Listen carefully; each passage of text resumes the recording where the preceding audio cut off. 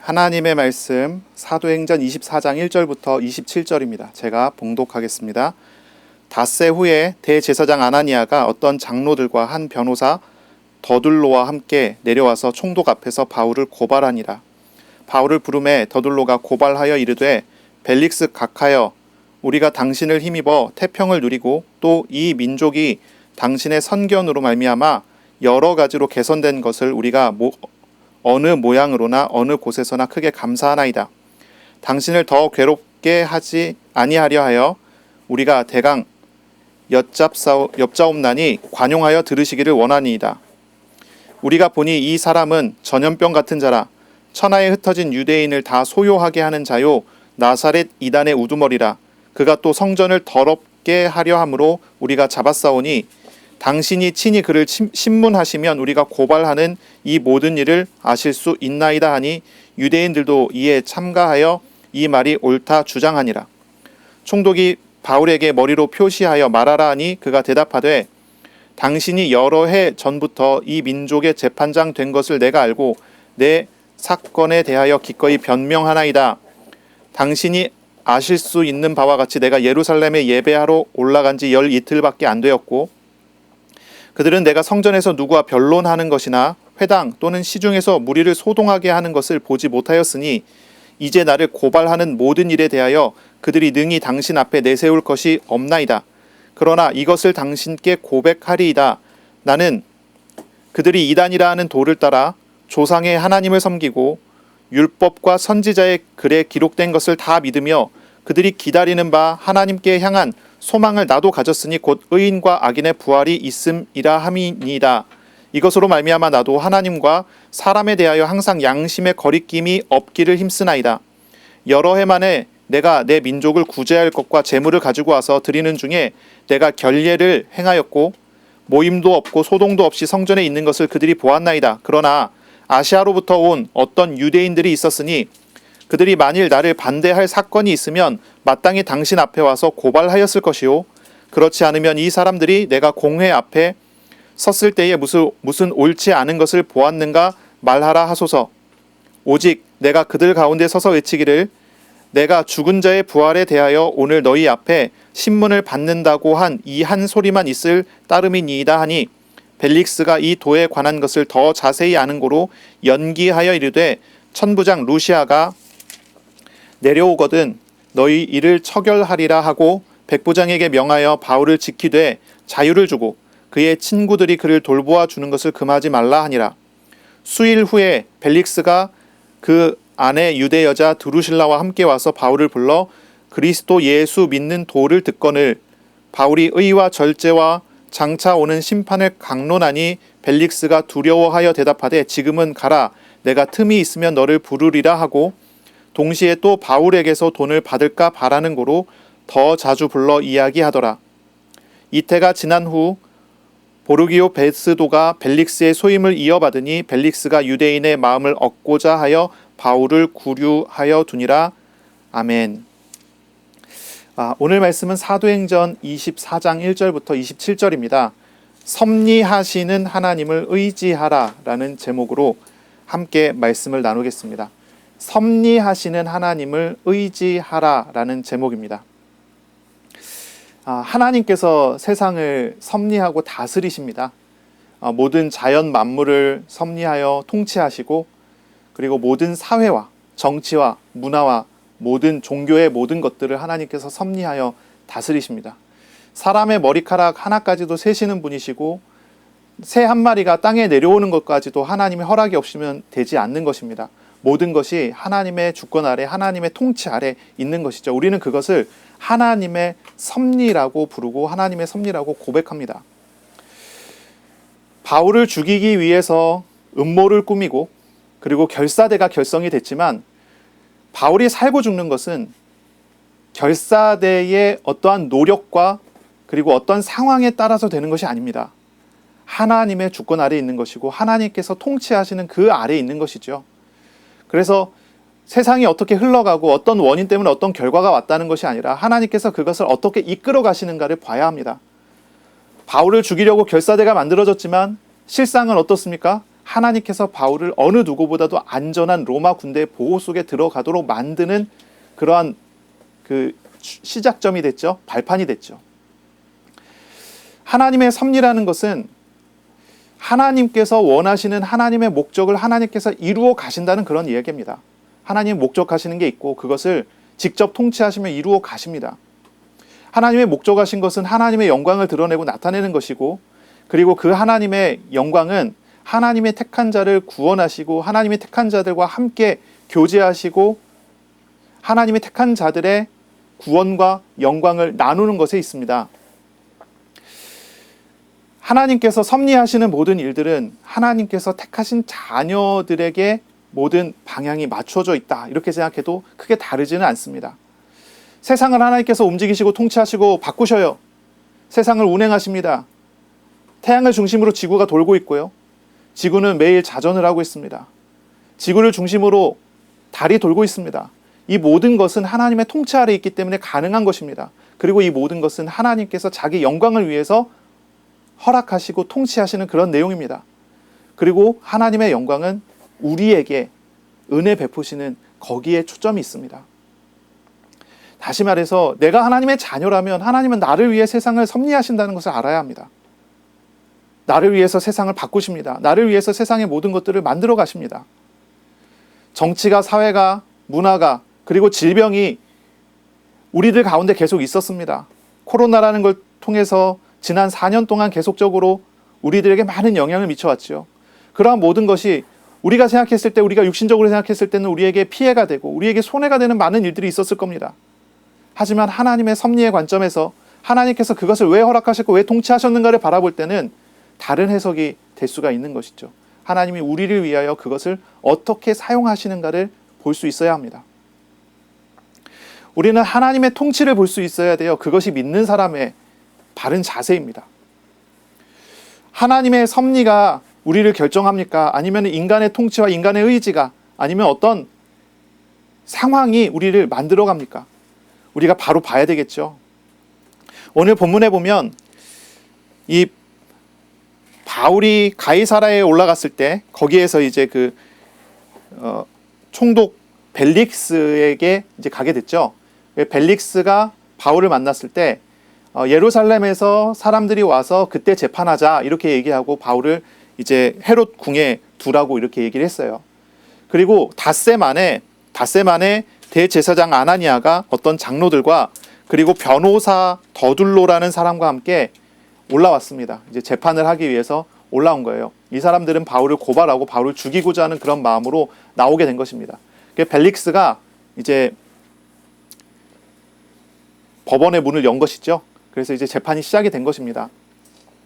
바울은 이제 고소를 당했고, 이제 고소를 한 사람들은 이 유대인들의 무리입니다.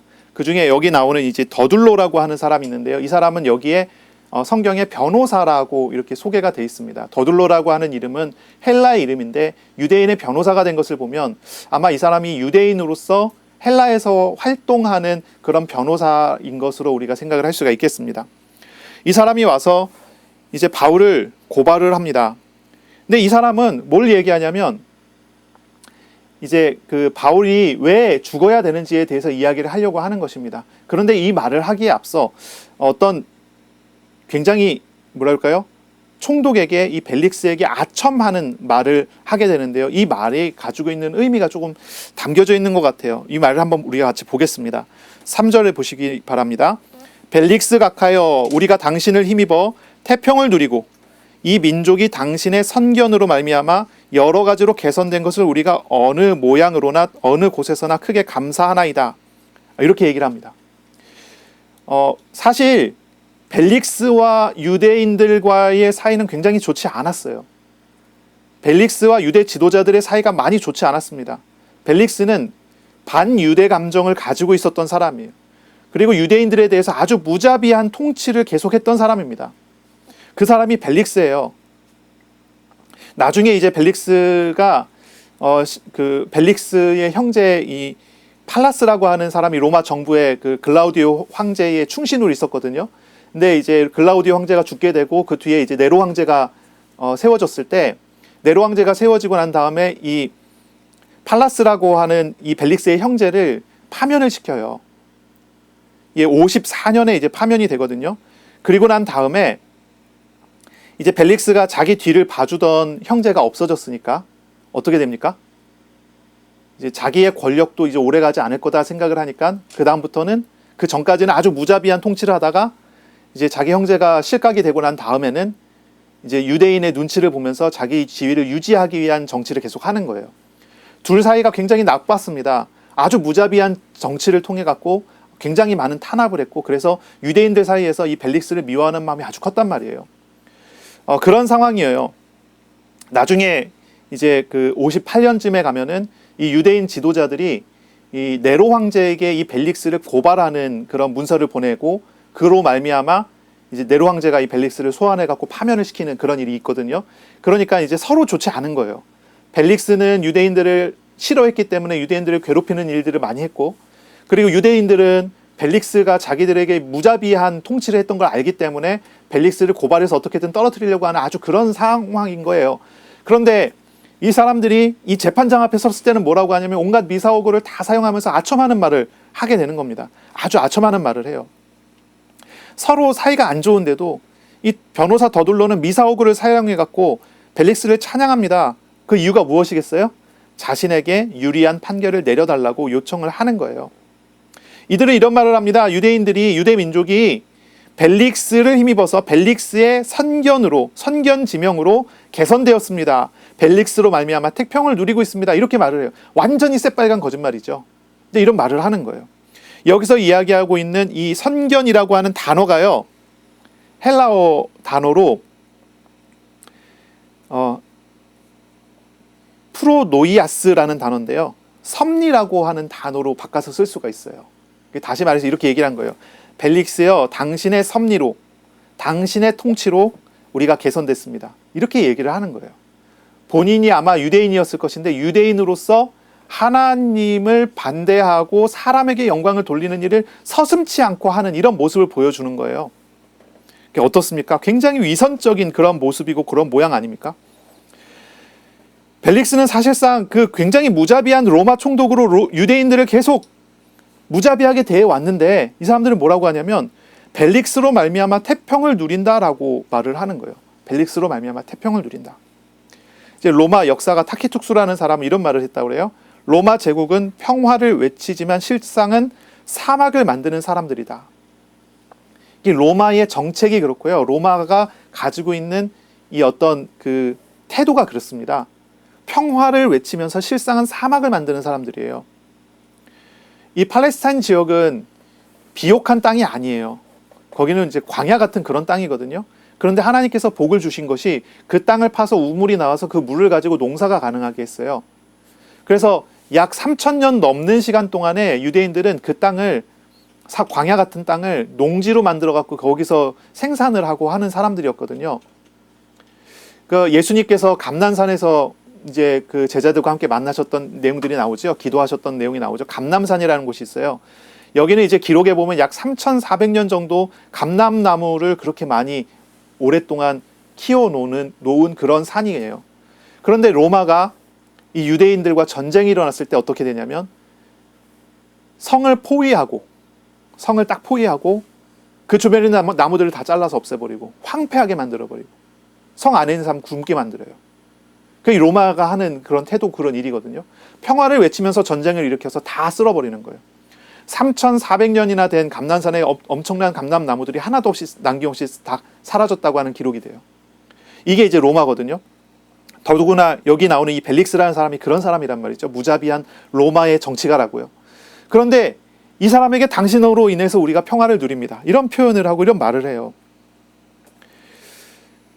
유대인들은 사실 이방에 의해서, 로마에 의해서 점령되고 통치되고 있는 것을 굉장히 괴로워했어요. 특히나 열심히 로마에 대적하는 사람들도 있었고요. 그 사람들을 우리가 뭐라고 부르냐면 열심당이다라고 부릅니다. 이제 로마에 대항해서 유대인 독립운동가들이 열심당이라고 하는 사람이에요. 이 열심당원들이 주축이 돼갖고 바울을 죽이겠다고 한 것입니다. 이 열심당원들이 모여서 40여 명이 먹지도 마시지도 않으면서 바울을 죽이겠다고 한 거예요. 바로 그 사람들이 이 대제사장과 이 장로들과 결탁을 했고 바울을 죽이기 위해서 이런 재판장까지 가게 되는 거죠. 그러니 지금 이 더둘러는 누구의 변호사입니까? 대제사장과 장로들과 이 열심당원들의 변호사인 거예요. 그런데 이 열심당원들의 변호사인 이 사람이 뭐라고 하냐면 로마 총독을 높이고 유대 총독인 이 벨릭스를 높이고 당신의 섭리를 이야기하고 당신으로 인해 나타난 평화를 이야기한다고요. 이게 얼마나 위선적인 그런 모습입니까? 아주 위선적인 그런 모양을 보여줘요. 유대인들은 섭리와 통치를 하나님의 행위로 믿습니다. 평화와 구원과 참 유익이 하나님의 섭리로만 된다고 믿습니다. 그렇게 고백을 합니다. 그런데 유대인 변호사 더둘로는 그리고 유대인들의 대표들이 뭐라고 얘기하냐면 하나님이 아니라 로마 총독의 통치를 섭리라는 말로 높이고 자신들이 지금까지 따라오고 그리고 바울을 죽이고자 하는 명목으로 이야기한 유대 율법을 정면으로 대적하는 그런 행동을 하고 있는 거예요. 자신들이 따르는 유대인의 율법적 규칙을 어기는 발언을 쉽게 합니다. 자신들의 신앙 감정에 전혀 반대되는 이야기를 아주 쉽게 합니다. 로마의 이 유대 총독을 우상처럼 높이는 말을 그냥 합니다. 그리고 이 말에 이제 보니까 뭐라고 그러죠? 동의한다, 옳다 이야기합니다. 9절에 보니까 유대인들이 이에 참가하여 이 말이 옳다 주장하니라. 유대인들의 대표라고 하는 사람들이 그렇게 행동을 하고 그렇게 태도를 딱 보여주는 것입니다. 이들은 자신들이 원하는 결과를 얻기 위해서 거짓을 말하고 율법을 어기고 죄를 짓고 하나님을 대적하기에 조금 더 거리끼지 않는 그런 모습을 보여주는 거예요. 어떻습니까? 이들은요, 진짜 말만 하나님이라고 이야기하지 실제로는 믿지도 않고 자신의 뜻대로만 하려고 하는 그런 것입니다. 그 모습이 여기에 딱 드러나는 거죠. 이들은 섭리라고 하는 단어를 이런 식으로 사용하는데 조금 더 거리낌이 없어요.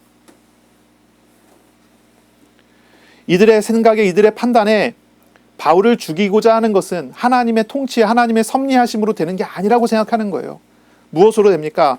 자기들의 판단과 자기들의 결정과 자기들의 노력과 그리고 경제력, 군사력, 정치력이 바울을 죽이는데 힘쓸 수 있다라고 판단을 했고 생각을 했고 그것으로 힘쓰고 애쓰는 그런 모양을 보여주는 것입니다. 근데 우리가 여기서 정말 질문을 해봐야 하는 것입니다. 정말로 인간의 노력이 나의 상황과 현장의 상황과 세상을 바꿀 수 있습니까? 그런 것처럼 보이지만 실상은 그렇지 않다는 것이죠. 인간적인 판단과 결정과 어떤 경제력, 군사력, 정치력 같은 것들이 이 세상을 움직이는 게 사실입니까? 겉으로는 그렇게 보이지만 실상은 그렇지가 않습니다. 하나님의 섭리로 되는 것입니다. 하나님의 통치로 되는 것입니다. 인간이 아무리 대단한 지혜를 가지고 있어도 그것은 하나님의 지혜와 견줄 수가 없습니다. 인간이 아무리 열심과 도전을 가지고 있어도 하나님께서 뜻하신 바를 결코 꺾지 못하는 것입니다. 세상을 바라봤을 때 세상이 움직여지는 모든 것들은 세상의 어떤 원인과 결과에 의해서 움직여지는 것이라 사람들이 생각할지 모릅니다. 그러나 그것은 그 실상을 보지 못했기 때문에 그렇게 보는 것입니다. 하나님은 모든 것을 아십니다. 모든 것을 통치하십니다. 이 말을 우리가 잘 기억해 봐야 됩니다. 예수님께서 하신 말씀이요. 우리의 머리카락 하나까지도 세신 바 됐다라고 하는 뜻이 무엇입니까? 하나님이 모르는 게 없다는 이야기가 아니라 하나님은 모든 걸 다 아실 뿐 아니라 하나님께서 직접 그것을 주관하시고 통치하신다고 하는 그런 의미입니다. 그런 말입니다. 하나님은 하나님의 자녀를 위해서 세상을 통치하십니다. 하나님께서 위하시고 하나님께서 목적하신 바를 하나님께서 그 사람을 통해서 이루어 가실 것입니다.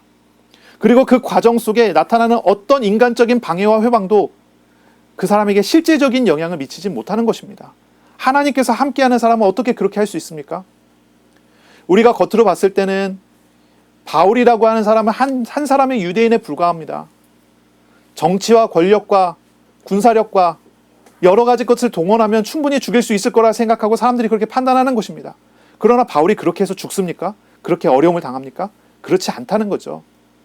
하나님께서 바울에게 향하신 분명한 목적이 있으셨기 때문에 어떤 일도 어떤 방해도 어떤 회방도 바울을 오히려 도와주는 일이 되지 바울을 어렵게 하는 일이 되지 않습니다. 겉으로 봤을 때는 고발을 당하고 겉으로 봤을 때는 죽이기 위해서 사형 선고를 내리기 위해서 여러 가지 수단과 방법을 온 나라를 동원해 갖고 이루어내지만 실상은 어떻습니까? 바울은 가장 안전한 사람이 되고 가장 온전하게 하나님의 쓰임을 받고 인도받는 사람이 되어갑니다. 하나님의 섭리라고 하는 단어를 우리가 기억해보고 생각해봐야 합니다. 여기는 완전히 대비되는 이 두 종류가 나오는 것입니다. 이 유대인의 무리와 그리고 바울입니다. 유대인의 무리는 섭리라고 하는 단어를 정치력에 썼습니다. 세상 통치에 썼습니다. 권력에 썼습니다. 그러나 바울은 하나님을 믿는 믿음으로 하나님의 섭리를 따라갑니다. 이것은 완전히 다른 결과를 가지고 오는 것입니다. 우리는 실상을 바로 봐야 합니다. 하나님의 통치를 봐야 합니다. 이들의 위선은 하나님의 시간표에 따라 다 드러나게 될 것입니다. 하나님 앞에서 결국 이들은 다 심판당하게 될 것입니다. 하나님은 어떠신 분이십니까? 참된 평화를 주시는 분이시고 구원을 주시는 분이시고 삶에 참된 유익을 주시는 섭리자이십니다. 하나님은 택한 자에게 그러한 일들을 행하고 계시죠. 하나님은 그리스도의 피로 값주고 산 하나님의 자녀들을 위하여 지금도 섭리하시고 일하십니다. 세상이 움직여지는 것은, 세상이 통치되어지는 모든 일들은 하나님의 자녀를 위해서 하나님께서 하시는 일들입니다. 지난주의 말씀을 한번 기억해 보시기 바랍니다. 바울에게 위기가 왔습니다. 그때 그 위기는 바울에게 기회가 됐습니다. 바울을 향한 위협이 바울에게 가장 안전한 사역을 위한 발판이 됐습니다. 테러리스트들이 했던 결의는, 음모는 가이사라까지 로마에 안정되게 복음을, 가이사라에 이어서 로마까지 안정되게 복음을 증거할 수 있는 과정이 됐습니다. 이 재판을 한번 보세요. 우리가 본문을 읽었죠. 결론은 어떻게 되죠? 벨릭스가 재판에 판결을 내리지를 않고 마무리가 돼요. 판결을 유예시켜버립니다. 벨릭스는 바울을 보고, 이 사람들의 말들을 들어보고 다 들어보고 바울이 죄가 없음을 확실히 인정을 했습니다. 하지만 판결을 내리지 않습니다. 이게 정치적인 결정이었어요. 바울이 무죄를 선언했을 때 유대인들의 반발이 있을 거다 생각했기 때문에 정치적인 결정을 내리는 거죠. 유대인들의 반대를 더 이상 사면 안 된다는 생각을 했기 때문에 무죄의 결정을 못하는 것입니다. 그렇다고 바울을 그 사람들에게 내어주지도 않습니다. 그래서 바울을 그냥 판결 유예를 시켜놓은 상태에서 2년이라고 하는 시간을 그냥 흘려보내게 됩니다. 이 벨릭스의 선택이고 벨릭스의 판단이에요. 벨릭스가 판결 유예를 시킨 것은 자신의 정치적인 결정 때문입니다. 그런데 그 판결 유예는 결국은 어떻게 되죠? 이 가이사라라고 하는 이 지역에서 바울이 마음껏 복음 사역을 할 수 있게 만드는 그런 일이 돼요. 바울을 죽이고자 하는 유대인들의 무리가 분명히 존재하고 있는 상태에서 가장 안전하게, 가장 확실하게 복음 사역이 이루어지게 한 것입니다. 그러니 이것이 하나님의 섭리죠. 하나님의 통치 아닙니까? 하나님의 섭리하심은 악한 자가 악한 판단을 하는 것까지도 사용되어지는 그런 섭리예요. 그런 과정입니다. 하나님의 지혜는 사람과 비교할 수가 없어요. 누가 이런 결과를 미리 알 수 있습니까? 하나님을 바라보셔야 합니다. 우리가 하나님을 바라봐야 할 것입니다. 우리는 때때로 시험과 갈등과 문제를 당하게 되죠. 시험과 갈등, 문제, 그 일 속에 우리는 무엇을 생각합니까? 어쩌면 이 유대 지도자들처럼 세상적인 어떠한 방법을 통해서 이것을 바꾸겠다 생각할지도 모르겠습니다. 그러나 그것은 바른 방법은 아닙니다. 우리는 우리에게 있는 시험과 갈등과 문제 같은 것이 올 때마다 그것을 바라보며 하나님을 알아가는, 하나님의 섭리와 하나님의 통치를 알아가는 그런 과정이 돼야 할 것입니다. 우리가 나아가는 길에 문이 막힌다면 그 문을 통해서 우리는 하나님을 의지하고 동행하는 그런 길로 나아가는 그런 기회가 될 수 있는 것입니다. 하나님의 높으신 지혜를 알아갈 수 있는 그런 방법이 될 것입니다. 하나님은요, 인간적인 판단과 규칙에 얽매이지 않으십니다. 그렇죠? 하나님은 지혜로우십니다. 하나님의 선하신 뜻, 그 뜻대로 하나님은 통치하십니다. 하나님의 통치는 어떻게 이루어집니까? 자연적인 것을 통해서도 이루어집니다. 하나님은 자연 법칙을 만드시고 그것을 그대로 실행하시도록 통치하시기도 하십니다. 사회와 정치와 경제의 모든 것을 하나님께서 섭리하십니다. 인간의 욕심과 인간의 죄된 행동조차도 하나님의 자녀를 위해서, 하나님의 영광을 위해서 적당히 허락하시고 쓰시는 분이 우리 하나님이십니다. 하나님은 특별한 시간표에는 초자연적인 행사를 하십니다. 초자연적인 사역을 하십니다. 불치병을 치유하시고 죽은 나사로를 살리시는 것처럼 귀신과 마귀의 영을 쫓아내시는 사역을 하시는 것처럼 사역하시기도 합니다.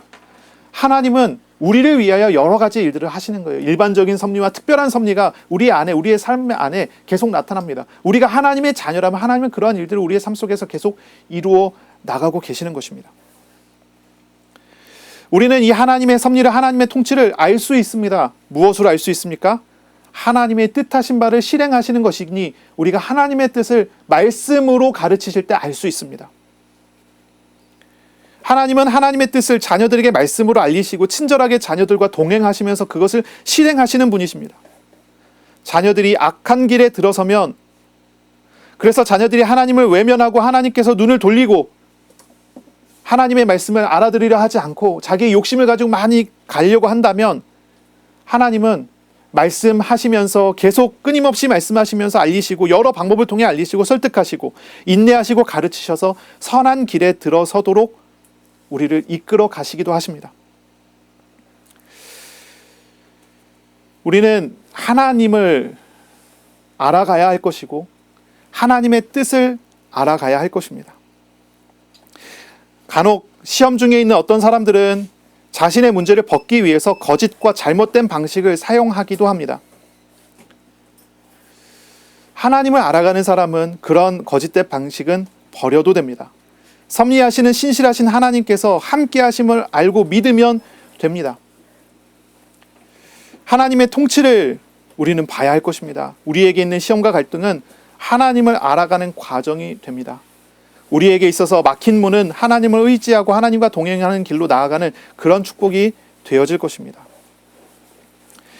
자, 이 변호사 더둘로가 바울을 고발한 내용이 있습니다. 세 가지를 가지고 바울을 고발했어요. 첫째는 바울이 전염병 같은 자라 하면서 바울이 이 로마의 각 곳에 가는 곳마다 유대인들의 소요를 불러일으키는 사람이다 라고 고발을 하고, 두 번째는 이 바울은 나사렛 이단의 우두머리라 라고 이야기하고, 세 번째는 성전을 더럽히려고 한 사람입니다 라고 고발을 합니다. 이 세 가지 이야기를 다 하는데요. 첫 번째를 한번 살펴볼게요. 바울은 이 말을 들었을 때 자기 자신을 변호할 때 이런 이야기를 합니다. 11절부터 13절에 보면 자신이 예루살렘에 간 지 열 이틀밖에 안 되었다라고 이야기를 합니다. 자신은 유대인을 선동해서 소동을 일으킬 만한 시간적 여유도 없었음을 밝힌 것입니다. 이 열 이틀 중에 3일은 사실상 감옥에 있었기 때문에 거의 활동하기가 어려웠었던 그런 과정이고 그런 시간이죠. 이들의 고발은 바울이 가는 곳마다 유대인의 소동을 일으키는 사람이라고 얘기했는데, 바울은 나는 소동 일으킨 적이 없습니다 라고 얘기를 하죠. 소동을 일으킨 것은 오히려 누구죠? 아시아에서 온 유대인입니다 라고 이야기를 하죠. 두 번째로 이들은 바울을 나사렛 이단의 우두머리라고 이야기합니다. 나사렛 이단의 우두머리다. 이단이라고 하는 표현을 쓴 것은, 이 더둘로가 한 이 말은요, 이 나사렛 이단, 이 기독교라는 것은 로마에서 인정받은 유대교의 분파가 아니라 불법 종교라고 이렇게 고발을 하는 내용이죠. 근데 사실 그동안 여러 로마의 이곳저곳 법정에서 기독교가 유대교의 분파라고 인정을 받아왔기 때문에 이 말은 하나의 주장에 불과한 것입니다. 바울은 이 말에 대해서도 분명하게 고백을 하고 이야기합니다. 14절에 보면 바울은 이렇게 시작합니다. 나는 고백한다 라고 하면서 시작합니다. 고백한다는 말은 호몰로고라는 말인데 공적으로 자신의 신앙 고백을 하는 것입니다. 이 말을 듣고 바울은 신앙의 고백을 합니다. 네 가지로 이야기합니다. 첫째, 자신은 이단이라는 도를 따라 조상의 하나님을 섬기는 사람입니다 라고 해요. 조상의 하나님을 섬긴다. 이 말은 무엇입니까? 나는 기독교인이 맞습니다. 그런데 나는 나의 조상 유대교의 하나님을 섬깁니다. 유대교와 우리는 같은 하나님을 섬깁니다 라고 이야기를 하는 거죠. 두 번째, 바울은 이렇게 얘기합니다. 율법과 선지자의 글을 다 믿고 있습니다 라고 얘기합니다. 바울은 구약 성경을 부정하지 않습니다. 구약 성경에 나타난 하나님이 지금 나의 하나님이라는 사실을 믿는다라고 이야기를 합니다. 세 번째, 하나님께 소망을 가지고 있는데 그것은 의인과 악인의 부활을 소망하는 것입니다 라고 말을 합니다. 이거는 뭐죠? 유대교에서 이야기하는 참소망이 지금 나의 참소망과 같습니다 라고 표현을 하는 것입니다. 네 번째, 이것으로 말미암아 하나님과 사람에 대해서 항상 양심의 거리낌이 없기를 힘쓰고 있다라고 이야기합니다. 양심이라고 하는 단어를 쓰며 말을 했어요. 이것은 무엇입니까? 유대교에서 이야기하고 있는 율법을 지키는 것과 자신이 양심을 지키는 것과 비교하면서 이야기하는 거죠. 차이가 없다는 이야기죠. 한 하나님이고 한 성경이고 한 소망이고 그리고 한 방법을 사용하고 있다고 이야기를 하는 거예요. 유대교와 이 나사렛 이단과는 다르지 않습니다라고 고백을 해요. 누가 변질되는 거죠? 나사렛 이단은 구약 성경으로 인해서 지금까지 바른 진리와 바른 신앙을 가지고 왔는데 오히려 이 유대교가 변질돼 가고 있는 것입니다. 이것이 분명한 해석이죠. 바른 해석이죠. 그런데 이 사람들 어떻습니까? 이 더둘로라는 사람, 아까도 이야기를 했지만 섭리라는 이야기를 벨릭스에게 갖다 붙이고 이렇게 이야기하는 이런 모습을 보면 어떻습니까? 이들은 율법을 지키지 않습니다. 하나님을 섬기지 않습니다. 이들은 성경을 의지하지 않습니다. 이들은 바울과 같은 유대교와 기독교의 소망을 따르지 않습니다. 누가 진짜 이단입니까? 전혀 다른 이야기를 하는 거죠. 바울은 분명히 이야기한 것입니다. 자신은 이단 같은 것이 아니라 바른 신앙을 가지고 있음을 총독과 유대 지도자들에게 분명히 드러내서 밝히는 그런 모습입니다. 그리고 세 번째, 이들의 고발은 이랬습니다. 성전을 더럽히려 함으로 우리가 잡았습니다 라고 이야기를 합니다. 성전을 더럽히는 그 죄를 바울이 범하려고 했기 때문에 우리가 잡았다라고 이야기를 하는 거죠. 성전을 더럽게 한 것도 아니고 더럽게 하려고 했다고 이야기하는 거예요. 이들은 고소 내용에 근거를 전혀 대지 못합니다. 억지 주장을 계속하는 거죠. 바울은 17절부터 21절까지 이 부분에 대해서 분명히 이야기합니다. 자신은 여러 해 만에 내 민족에게 구제할 것과 재물을 가지고 왔으며 성전에서 율법대로 결례를 행했습니다. 그 가운데는 모임도 없었고 소동도 없었고 성전에 모임도 없었고 소동도 전혀 없었습니다. 그것은 유대인들도 그 증인이 될 것이다 라고 합니다. 바울이 그 과정 속에 있었던 그 일들을 이야기하며 저들도 그것은 부정할 수 없을 것입니다 라고 이야기를 하는 거죠. 그러면서 바울은 더 이야기합니다. 만약에 바울의 죄 때문에 소동이 일어났다면 마땅히 그 죄를 고발하는 그 죄를 목격한 증인들이 재판장에 서야 합니다. 그런데 그 증인들은 아무도 없습니다. 그들은 재판장에 없고 어떤 증거도 없습니다. 그러므로 그 죄목 자체가 거짓된 것이라는 것을 바울이 분명하게 고한 것이죠. 이어서 바울은 이야기합니다. 만일 자신이 진짜 죽을 죄를 졌다면 예루살렘에서 이루어졌었던 그 소동 이후에 이루어졌었던 공회에서 자신에 대한 분명한 판결이 있었을 것인데 그것도 없다고 말합니다. 바울이 말하죠. 내가 공회 앞에 섰을 때 무슨 옳지 않은 것을 보았는가 말하라 하소서. 오직 내가 죽은 자의 부활에 대하여 오늘 너희 앞에 신문을 받는다고 한 이 한 소리만 있을 따름이니이다 라고 말을 합니다. 사실상 공회에서도 바리새인들은 바울에 대해서 무죄를 주장했죠. 오직 사두개인만 죄를 주장했을 뿐입니다. 바울은 아주 담대히 그리고 확실하게 자신을 변호해요. 자신의 무죄를 분명하게 밝혔습니다. 천부장이 보냈던 편지에서 바울의 무죄가 이미 이제 벨릭스에게 이야기가 됐죠. 그리고 이 재판장에서도 이 유대인 지도자들과 이 변호사 더둘로를 통한 고소가 전혀 죄를 물을 수 있을 만한 증거가 되지 못한다는 것을 이 벨릭스가 확실히 확인을 하게 되는 그런 상황이 된 것이죠. 자, 바울은요, 변호사가 없는 아주 특수한 상황이었어요. 변호사가 없는 특수한 상황입니다.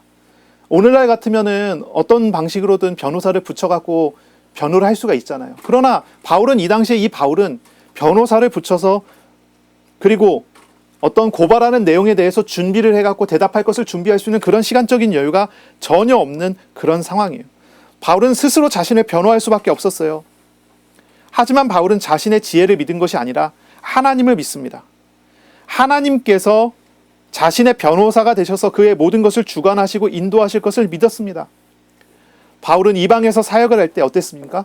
여러 번 매를 맞았고 법정에 서고 감옥에 갇히는 일이 계속 있었죠. 그때마다 바울은 한 가지를 경험했습니다. 통치하시는 하나님, 섭리하시는 하나님을 보았습니다. 자신의 변호사가 되시는 하나님을 경험했던 것이 바울입니다. 바울은 그러므로 담대히 자신을 변호했습니다. 성령께서 바울에게 용기를 주시고 할 말을 가르쳐 주실 것을 믿었고 그렇게 선포합니다. 바울은 하나님을 의지하면서 자신의 진술을 다 했을 것입니다. 사도행전 23장 11절에 하나님께서 바울에게 말씀하셨잖아요. 담대하라고 말씀하셨잖아요. 로마도 보아야 하리라 말씀하시잖아요. 하나님께서 하신 말씀을 믿고 하나님의 섭리하심을 믿기에 바울은 변호사가 없었지만 그곳에서 담대히 말할 수가 있었던 거죠. 에베소서에 보면, 에베소서는 우리가 이제 알지만 에베소서는 바울이 로마에서 감옥에서 쓴 편지예요. 이거 옥중서신이라고 그러죠. 에베소서, 빌레몬서, 빌립보서, 골로새서 이 네 가지를 우리가 이제 옥중서신이라고 부릅니다. 이 가이사라 감옥에 있다가 로마 감옥에 가서 쓴 편지예요. 근데 이 에베소서 6장 19절 20절을 보면 이 바울이 에베소 교인들한테 자신을 위해서 기도해달라고 요청을 하는 장면이 나와요. 여기에 이렇게 말합니다.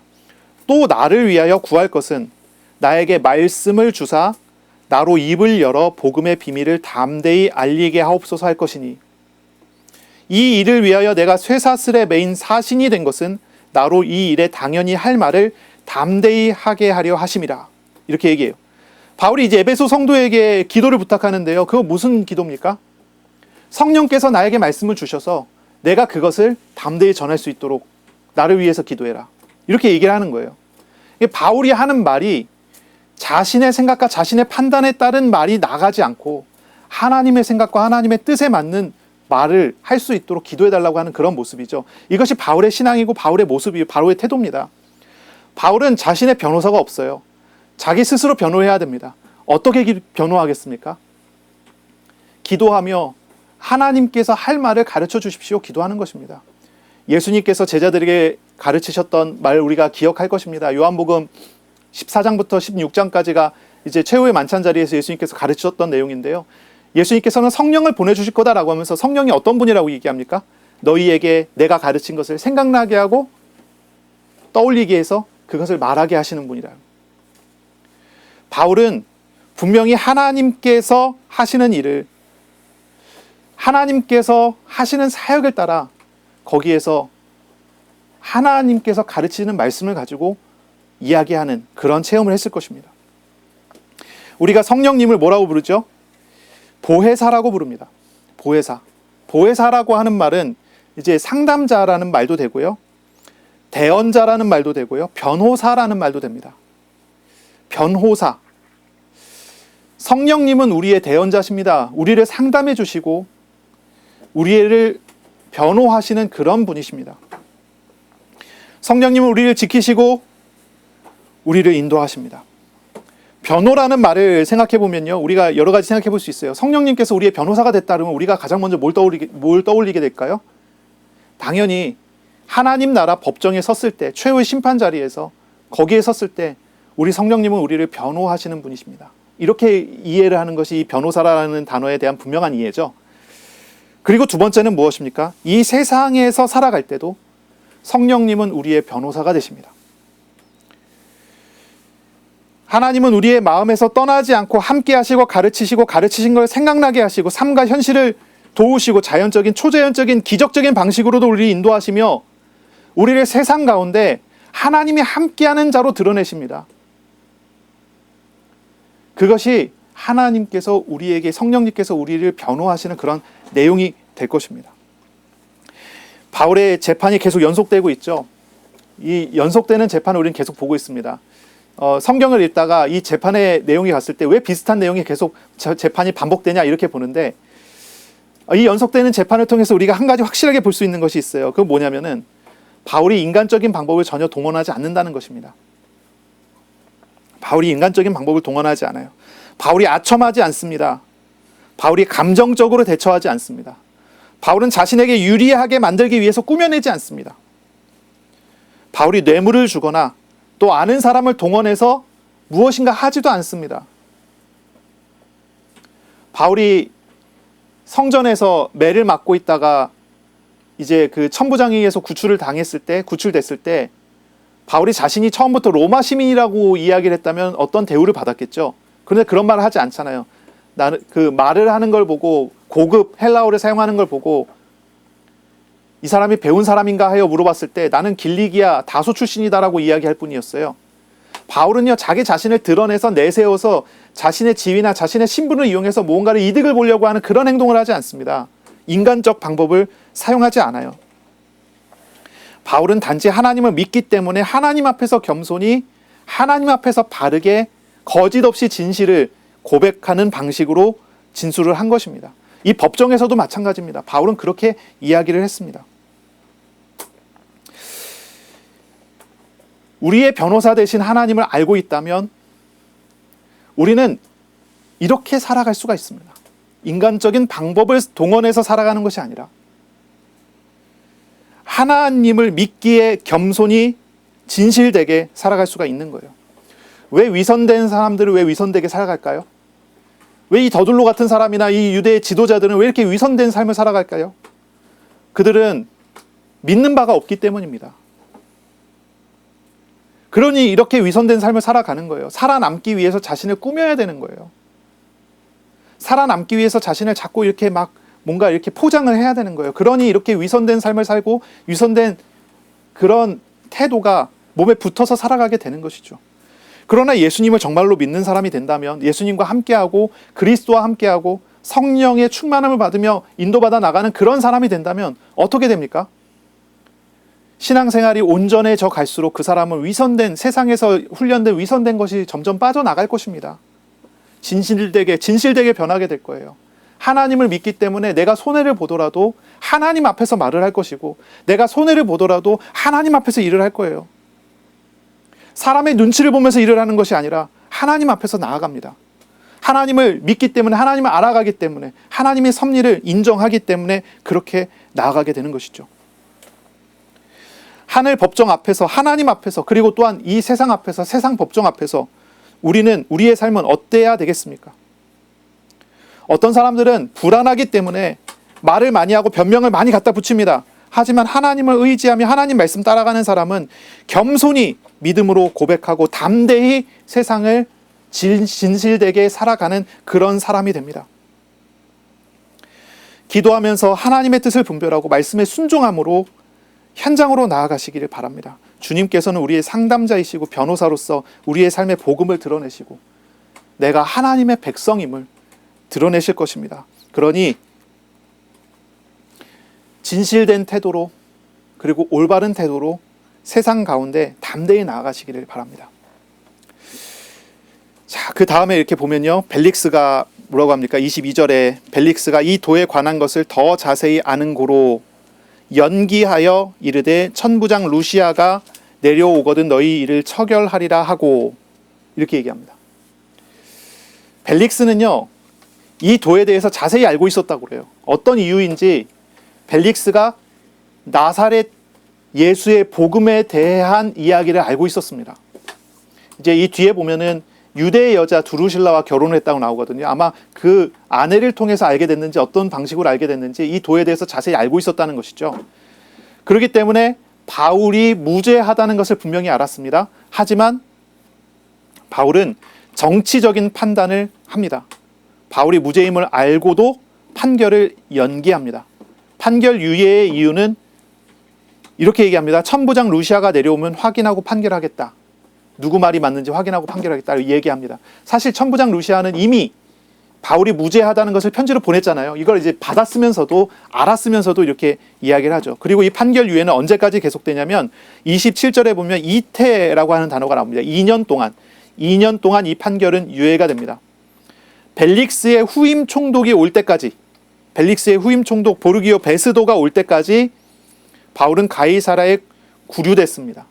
만약에 이제 벨릭스가 계속 통치했다면, 이제 총독이 바뀌지 않았다면 바울이 여기서 10년간 이렇게 있을 수도 있고 20년간 이렇게 있을 수도 있었겠죠. 하지만 2년 만에 총독이 바뀌면서 바울은 2년 동안만 여기에 이제 구류되어 있는 그런 상황이 된 것입니다. 이 판결의 연기의, 판결 유예의 이유는 겉으로는 이제 그 천부장의 보고를 들어야 된다라는 이야기를 했지만 실제적으로는 이제 정치적인 부담감 때문이었죠. 유대인들의 눈치를 보는 상황이 됐기 때문에 무죄 선언을 하지 못하게 된 것입니다. 근데 이런 이 총독의 선택은 바울에게 2년 동안 가이사라에 머물러서 복음 사역을 지속할 수 있게 해주는 그런 일이 됐어요. 그래서 23절을 보면 이렇게 얘기합니다. 백부장에게 명하여, 백부장은 100명의 대장입니다. 그렇죠? 로마 군인 100명의 대장입니다. 로마 군인 100명의 대장에게 명한 것입니다. 바울을 지키되 자유를 줘라. 그의 친구들이 그를 돌봐주는 것을 금하지 말라. 이렇게 명령을 내립니다. 그러니까요, 이제 100명의 로마 군인에게 바울을 지킬 책임을 던져주고 바울에게 자유를 줘요.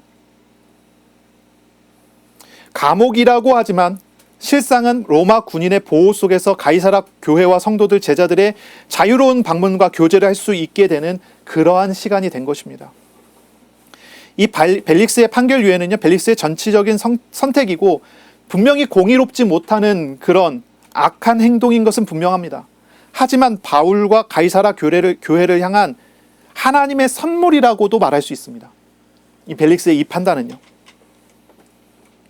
하나님의 이러한 섭리하심은, 이러한 통치는 악한 사람도 적당한 때 적당히 사용하시는 하나님의 지혜를 보게 만드는 그런 내용이 되죠. 자, 그 다음에 이제 24절입니다. 수일 후에 벨릭스가 그 아내 유대 여자 두루실라와 함께 와서 바울을 불러 그리스도 예수를 믿는 도를 듣습니다. 이제 며칠이 지난 다음입니다. 이 벨릭스가 자기 아내 유대 여자 두루실라를 데리고 함께 바울을 불렀습니다. 왜 벨릭스가 바울을 불렀을까요? 그건 아마 그 아내 두루실라와 연관된 이야기가 아닐까 싶어요. 그리고 그들은 바울에게 그리스도 예수 믿는 도를 듣습니다. 바울은 이들에게 복음을 증거합니다. 그리고 이어서 인간이 죄인됨이 무엇인지, 그리고 인간은 하나님 앞에서 해야 될 일, 하지 말아야 될 일을 어떻게 절제해야 되는지, 그리고 장차 다가올 심판이 무엇인지에 대해서 이야기합니다. 그래서 이것을 의와 절제와 장차 오는 심판을 강론했다라고 이제 표현이 되죠. 벨릭스가 그 말을 다 듣고 굉장히 두려워합니다. 그리고 말합니다. 지금은 가라, 내가 틈이 있으면 너를 부르리라. 이렇게 말을 해요. 벨릭스는요, 복음도 다 들었고 바울이 하는 권면도 다 들었습니다. 만약에 바울이 증거하는 그 메시지를 듣고 그 이야기가 거짓이라고 생각했으면 웃어버렸겠지만, 비웃었겠지만, 벨릭스는 바울의 말을 듣고 두려워하기 시작했어요. 아마 진리의 한 면을 엿보게 된 것이 아닐까 싶어요. 바울이 복음을 증거하게 됐을 때 하나님의 임재를 느꼈던지, 아니면 그 말씀이 사실이라고 인정이 됐던지, 그렇게 이 사람이 그것을 받은 것 같아요. 하지만 벨릭스는 자신을 버리고 자기를 부인하고 회개하고 하나님을 믿게 된 것이 아니라 두려워하면서 말씀을 피해버렸습니다. 말씀을 피해버리죠. 그러니까 회개를 선택하지 못하는 거예요. 자신이 회개했을 때 자신이 지금까지 쌓아왔었던 것을 다 버린다는 생각을 했겠죠. 하나님은 살아계신 게 맞고 하나님의 심판도 있는 게 맞고 하나님의 구원도 있는 게 맞지만, 하지만 내가 지금까지 쌓아왔었던 걸 버리지 못하는 그런 마음인 거죠. 그래서 그 자리를 피해버립니다. 그리고 난 다음에 그 뒤에 여러 번 이 벨릭스가 이 바울을 불러요. 그런데 이렇게 기록되어 있습니다. 26절에 바울에게서 돈을 받을까 바라는 고로 더 자주 불러 같이 이야기하더라. 바울을 불러서 말씀을 2년 동안 꾸준히 듣습니다. 꾸준히 듣는 이유는, 목적은 바울에게 뇌물을 받을 수 있을까 하는 목적으로 불렀지만 바울은 뇌물을 주지 않죠. 뇌물을 주지 않고 그에게 부를 때마다 꾸준히 말씀을 증거했을 것입니다. 이제 그런 관계가 계속 나오게 되고요. 그리고 바로 이러한 관계는 2년 동안 계속 지속이 된 그런 내용입니다. 벨릭스는 그리스도의 복음과 심판의 말씀을 듣고 두려움에 휩싸였지만 자신의 모습을 회개하지 않고 말씀을 외면하는 그런 모습을 보여줍니다. 이런 모습은 어쩌면 현대의 사람들의 모습을 대변해 주는 것 같기도 해요. 오늘날도 많은 사람들이 하나님의 말씀을 들을 때 회개하라고 하는 그런 메시지에 귀를 닫아버립니다. 외면해버립니다. 그러면서 자신에게 유익할 것으로 생각되는 것에 대해서는 기대하고 그것을 하나님께 요구하는 그런 식의 삶을 계속 살아갑니다. 우상을 버리고 회개하라고 하는 말에는 귀를 닫고, 그러나 나에게 유익할 것 같은 것들, 복 달라고 하는 기도는 열심히 하고 있는 그런 모습이 나오는 거죠. 이게 이제 벨릭스의 모습과 많이 다르지 않은 그런 모습인 것 같아요. 하나님은 벨릭스에게 2년간 바울을 통해서 계속 메시지를 전해주게 했습니다. 그리고 그 결과가 어떻게 됐는지 기록이 없기 때문에 우리가 알 수가 없죠. 벨릭스가 믿었는지 회개했는지. 벨릭스와 그 아내와 그 아들이 이제 있는데 그 사람들이 믿었는지 회개했는지 어떻게 했는지 우리는 알 길이 없습니다. 기록된 게 없어요. 근데 역사의 기록에 보면 벨릭스는 결국 이제 유대의 폭정을 행한 일로 인해서 유대인들에게 고발을 당하고 네로 황제에 의해서 소환을 당합니다. 2년 후에 이제 일어난 일이죠. 소환을 당한 다음에 네로 황제에 의해서 유대 총독에서 파면을 당해요. 그리고 유배를 당합니다. 유배지가 폼페이입니다. 그래서 이 벨릭스와 그 아내와 그 아들이 폼페이로 유배를 당해서 갔다가 폼페이에서 AD 79년에 화산이 폭발해갖고 거기서 다 죽어요. 그게 이제 기록에 남아 있습니다. 화산 폭발로 사망했다고 하는 기록이 있죠. 사역의 결과는 하나님의 주권에 있기 때문에 우리가 판단할 수는 없는 것입니다. 하지만 우리가 그 과정을 봤을 때 유대 지역 최고 권력자에게 복음을 지속적으로 전할 수 있는 기회를 하나님께서 만들어 주신 것, 그리고 그 만남을 계속할 수 있도록 하신 것은 분명히 하나님의 인도하심이었고 하나님의 역사하심이었습니다. 하나님의 섭리의 인도하심이었죠. 바울이 복음을 전하다가 총독을 만나서 복음을 증거하고 총독에게 지속적으로 복음을 증거하려면 어떻게 해야 됩니까? 돈을 써야 됩니까? 어떤 지위를 사용해야 됩니까? 어떤 사람과 사람 만남을 관계를 이용해야 됩니까? 어떤 방법으로도 사실 불가능한 것에 가깝거든요. 그런데 보세요. 바울의 죽음의 위협 속에서 감옥에 갇히고 하는 이런 과정 속에서 하나님이 일으키신 이 섭리의 일들을 보세요. 얼마나 놀랍습니까? 놀라운 결과들이 이렇게 이어져 가는 것입니다. 우리는요, 정말입니다. 하나님을 바라보셔야 합니다. 하나님의 섭리를 보셔야 됩니다. 하나님의 통치를 믿는 믿음을 가져야 됩니다. 우리가 지금 어느 자리에 있습니까? 어느 위치에 있습니까? 내가 늘 다람쥐 쳇바퀴 도는 것 같이 제자리에 머물러 있는 것 같은 그런 느낌이 드십니까? 아니면 나는 망했다고 생각하십니까? 나는 지금 시험 중에서 소망이 없다고 생각하십니까? 그러나 그것은 실상을 보는 것이 아닙니다. 진짜 실상을 보셔야 합니다. 하나님이 누구신지, 나는 하나님과 무슨 관계가 있는지, 하나님은 나의 삶에, 나의 현실 속에 어떤 분으로 나에게 오셔갖고 나와 함께 하시는지 그것을 보셔야 합니다. 하나님의 통치는 실수가 없습니다. 하나님의 섭리하심은 결코 실수하심이 없습니다. 하나님의 지혜는 참으로 놀랍고 높으십니다. 우리가 처해져 있는 상황과 환경을 사용하여 하나님은 영광스러운 하나님의 뜻을 분명히 이루어 가실 것입니다. 우리 자신이 하나님의 나라를 누리게 만들어 가실 것이고 하나님과 함께하는 저 영원을 경험하며 얻어가는 그런 과정으로 우리를 이끌어 가실 것이 분명합니다. 이번 한 주간 하나님의 섭리와 하나님의 통치하심을 구하시기를 바랍니다. 알게 해달라고 기도하세요. 모든 만남과 사건 속에서 하나님의 인도하심이 무엇인지를 깨닫게 해달라고 기도하세요. 그것을 알아가도록 하나님을 더욱 찾아가는, 하나님을 구하는 그런 주간이 되시기 바랍니다. 말씀을 묵상하시고 하나님의 뜻을 분별하는 작은 실천 한 가지부터 순종하여 나아가시기를 바랍니다. 말씀을 가까이 함으로써 우리의 보호자시고 우리의 변호사가 되시는 하나님을 항상 찾고 의지하는 그런 주간이 되시기를 바랍니다. 이웃을 위해 기도하고 또 우리의 언어와 우리의 삶에 하나님이 드러나시고 하나님의 나라의 백성됨이 우리가 살아가는 현장마다 드러나는 그런 주간이 되시기를 예수님의 이름으로 축원합니다. 아멘. 기도하겠습니다. 하나님 감사합니다. 오늘도 우리에게 말씀하시니 감사합니다. 섭리하시는 하나님을 믿는 믿음으로 우리가 이번 한 주간을 나아갈 수 있도록 복을 주시옵소서. 우리의 모든 것을 하나님께서 주관하고 계심을 우리의 삶의 작은 부분에서부터 알아갈 수 있도록 우리의 눈을 열어주시고 우리의 마음을 열어 주옵소서. 주님께서 우리의 보호자이시며 우리의 변호사이심을 알 수 있도록 우리에게 말씀 듣는 귀를 열어주시고 우리가 현장마다 하나님의 증인될 만큼 우리와 함께 하시는 하나님이 드러나고 하나님의 나라의 백성됨이 드러나는 그런 주간 될 수 있도록 복을 주시옵소서. 감사하며 예수님 이름으로 기도합니다. 아멘. 우리 구주 예수 그리스도의 은혜와 하나님의 사랑하심과 성령님의 교통하심이 이제로 영원까지 항상 함께 있을지어다. 아멘.